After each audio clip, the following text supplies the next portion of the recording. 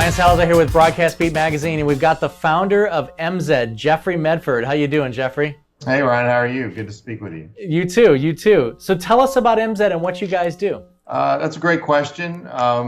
We do three basic things. We do photography and filmmaking tours, kind of like a rock band tour that goes to 33 cities, over a couple of months, except instead of going to a concert, you're going to a very high-end, very polished, very refined, and very educational class that will, connect you with instructors who normally you may not have access to. So that's the first thing that we do. The second thing we do is we provide some downloadable training. Some of it is sourced and created as a result of these tours, because there's a lot of work that goes into putting these things together. About 2 months worth of prep work just on the program itself before you ever even do the first city. And then some of it is education that we think we found a viable instructor and a viable topic, and we'll just create that separately, independent of a tour. And then the third thing we do is some international photography classes, destination photography classes that are all about improving your skills as a photographer in a really amazing place somewhere in Europe. That's where we focus on. We've done Italy, we've done Budapest, we've done Barcelona. We're just about to do one in Poland in next week, actually. So that's what MZed is. The way we started, MZed stands for Monty Zucker Education. Most people don't know Monty's name. A few photographers might, but he was a very influential photographer, wedding and portraits, and wedding and portrait photography teacher worldwide in the 70s, 80s, and 90s. If you look at any wedding photographs from that time frame, they basically were influenced by his methods, his approach, and his philosophy. You just couldn't escape, Monty's influence on wedding photography during that 25, 30-year stretch. I met him in the mid-2000s as an assistant, and I put him on tour in 2006. He had been on tour many times before I came around, but at the age of 77, I put him on a 15-city tour, and he was seeing 150 people a city. Just a legend, an amazing educator, an amazing performer, and an amazing artist. In the middle of that tour, he was diagnosed with pancreatic cancer, and a few months later, he passed away. So he kind of left me his legacy, and I've been doing tours ever since and educational content ever since. And so that's how MZed was born and named. Wow, that's amazing. That's an amazing story. It sounds like he was a really awesome guy. And when you guys, he's true artist. I mean, there are a lot of people who have artistic skills. I think there are very, very few true artists.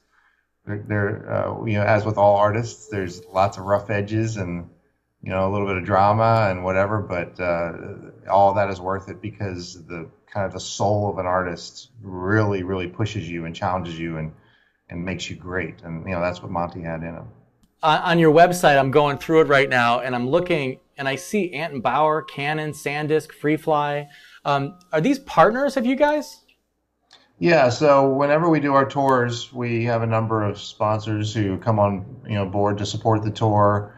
We only work with sponsors who the presenter that we're putting on tour uses naturally in the field.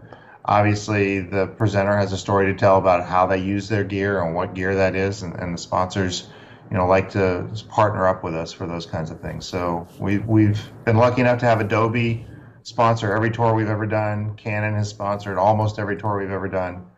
Monfrotto. So we have some great partners who are consistently there and happy with us. G-Tech is another one. So tell us about the courses that Alex Buono is teaching. Yeah, so right now we have a tour going on with Alex Buono. This is actually our second tour with him. We did one in 2013 with him. If you don't know who Alex is, he's the DP for the SNL Film Unit. And the SNL Film Unit is responsible for making those wildly hilarious, funny commercials that happen. They're fake commercials, or they're fake documentaries, or they're fake movies, right? And he's been with them for 15 years. And when I met Alex in 2012, I was really intrigued by how much work he has done in his 15 seasons at SNL. At that point, it was 13. But secondly, he delivers the highest quality, broadcast quality content every single week. And he gets the script on Wednesday night. He gets a data prep on Thursday, and then they're out shooting on Friday, and it's all being edited while it's being shot, and it's all ready for broadcast on Saturday. And it's kind of like doing a 24-hour film festival 30 times a year. The point of the education is to show how Alex takes everything that he accomplishes in these short time frames, producing this amazing looking broadcast quality content, and what steps and what processes he uses to help other filmmakers in their other situations. Most of us are always kind of low budget and low time, and that's the situation that Alex is working with every single week. So he really has a lot to say about that. So it goes to 33 cities. It kicked off July 20th in Detroit. It ends September 20th in New York City, and we're just about to hit Texas tomorrow. So we've got a little more than halfway to go. So when they do the courses, are they actually producing video with the folks in the course, taking the course? So what we do is we create sets, and we have all the gear that would be used on those sets, and we travel around with us. Alex will then demonstrate how to do the lighting, how to do the camera work. Nothing is actually physically recorded and edited on site, but it's all set up. You see where the camera goes, you see where the lights go, you see where the actors would go, and you understand how to use lighting theory, all the different kinds of motion, and get you to a point where you really learn from a pro and incorporate some of those same processes into your own workflow. Oh, that's awesome, because obviously he's got an eye, if you will, and right. And he's going to rub off on you guys, on everybody that takes the course, Yeah, absolutely. I mean, so we set up a way for people to give written feedback at every show. We get about a 50% response rate, people who take 10 minutes to fill out a form, and the feedback is just insanely positive, life-changing for lots of people. And Alex not only has a great resume, right, but he's just one of those special people who not only understands the art, but is really, really great at teaching it. And then there's a whole side to Alex that is kind of very cerebral and theoretical when it comes to filmmaking. So during the day, it's all what we've talked about, live sets. There's 6 of them. They're swapping them in and out, setting different types of lights, using lights in different ways to give you the desired effect, and showing you all that.